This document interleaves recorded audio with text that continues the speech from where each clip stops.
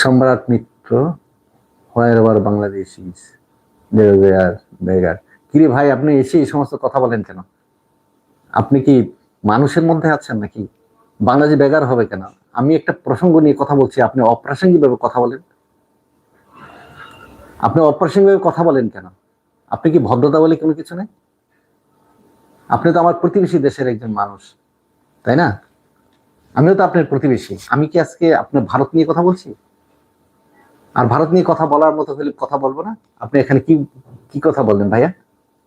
হ্যাঁ, আপনি কেন এই কথাটা বললেন? আপনি কি একটু চোখে লজ্জা লাগে না? বাংলাদেশ কি ভেসে আসছে? বাংলাদেশ থেকে কিছু খান না?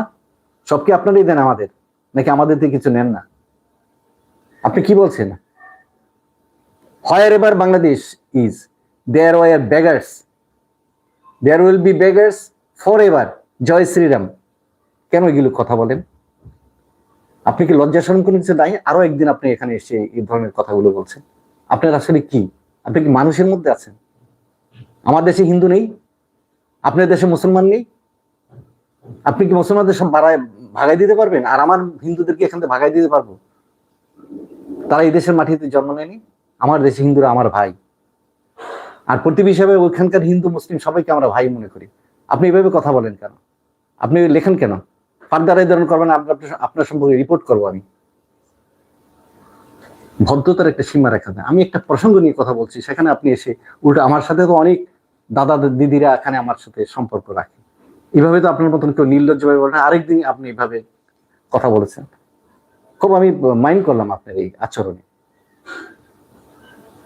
আবার ইংরেজিতে লিখছেন, নিচে আপনি একটা শিক্ষিত লোক। কি শিক্ষা আপনি নিয়েছেন? কোথায় পড়ালেখা করেছেন?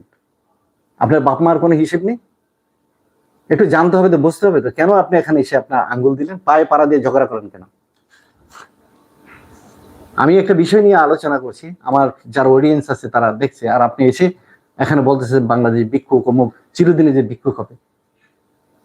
আমাদের থেকে কিছু নেন না? না, আপনাদের থেকে আমরা নিই। সব আমরা থেকে আমরা নিই আপনাদের থেকে। হ্যাঁ, সব আমাদের থেকে